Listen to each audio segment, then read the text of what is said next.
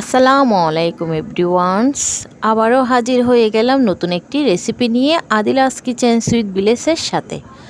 আশা করি আপনাদের এই রেসিপিটি ভালো লাগবে। আজকের রেসিপি হচ্ছে বেগুন ভর্তা। বেগুন ভর্তা সবাই খেয়েছি। বেগুনের সাথে গাজর দিয়ে সিদ্ধ করে বেগুন ভর্তাটি বানিয়ে দেখাবো।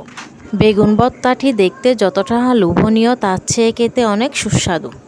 চলুন রান্নার মূল পর্বে চলে আসি। এখানে আমি 6টি বেগুন কেটে নিয়েছি ও অর্ধেক গাজর কেটে নিয়েছি।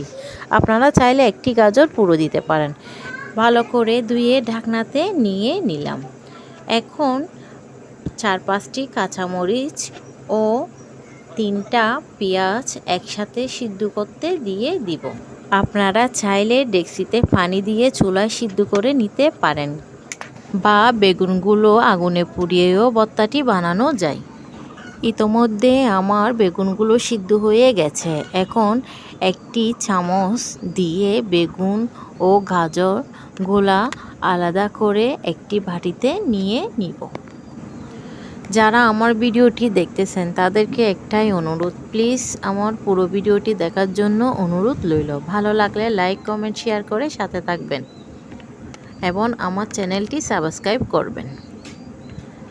যারা আমার চ্যানেলটি সাবস্ক্রাইব করেছেন তাদেরকে অসংখ্য অসংখ্য ধন্যবাদ।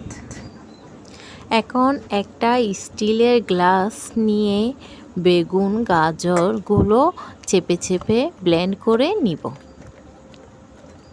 আপনারা চাইলে হাত দিয়েও ব্লেন্ড করে নিতে পারেন, কিন্তু গরম থাকার কারণে স্টিলের গ্লাস দিয়ে ব্লেন্ড করলে সুবিধা হয়। আমি এক এক করে সব বেগুন ও গাজরগুলা ব্লেন্ড করে নিচ্ছি।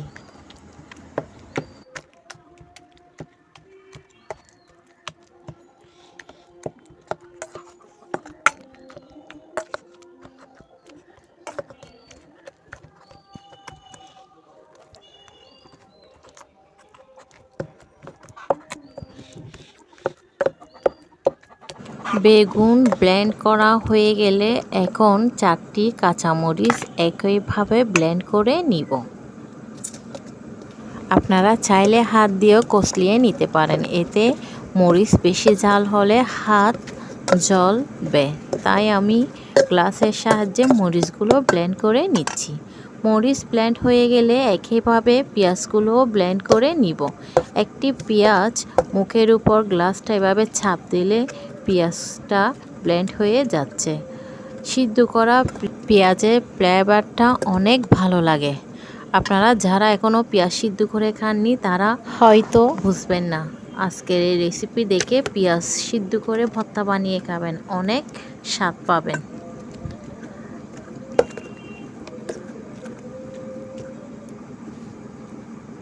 এখন কিছু ধনেপাতা দিয়ে দিব এবং পরিমাণ মতো লবণ দিয়ে ভালো করে হাত দিয়ে কষলিয়ে নিব।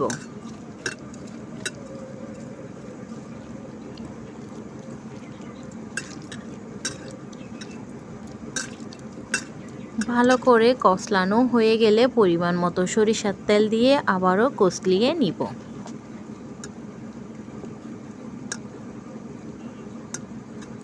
কষলানো হয়ে গেলে ব্লেন্ড করা বেগুন ও গাজরের মধ্যে দিয়ে দিব। আবারও ভালো করে মিশিয়ে নিব। এই বেগুন ভর্তাটি দিয়ে আপনি 1 প্লেট ভাত খেয়ে ফেলতে পারবেন আশা করি। বেগুন ভর্তা আমার অনেক প্রিয়। ভিন্ন ধরনের বেগুন ভর্তা বানিয়ে প্রতিদিনই খাই। লবণটা একটু চেক করে নেবেন। আমার এখানে লবণ একটু কম হয়েছে, তাই অল্প পরিমাণ লবণ দিয়ে আবারও মিশিয়ে নিচ্ছি। আমার এই রেসিপিটি ফলো করে আপনারাও ঘরে বানিয়ে দেখুন। গরম গরম ভাতের সাথে এই ভর্তাটি খেতে অনেক দারুণ ও সুস্বাদু। আপনারা চাইলে এটি রুটি ও পরোটা দিয়েও খেতে পারেন। এটি খেতে যতটা না সুস্বাদু তার চেয়েও গাজর থাকার কারণে অনেক পুষ্টিকর।